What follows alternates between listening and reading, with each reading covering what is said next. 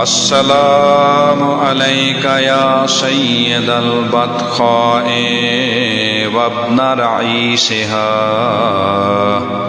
السلام عليك يا وارث الكعبة بعد تأسيسها. السلام عليك يا كفيل رسول الله.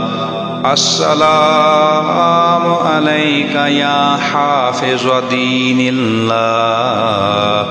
السلام عليك يا عم المصطفى وأبا المرتضى. السلام عليك يا حارس النبي الموعود.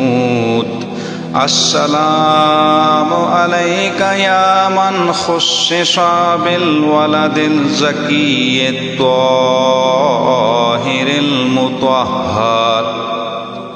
السلام عليك وعليه وعليهم أجمعين ورحمة الله وبركاته.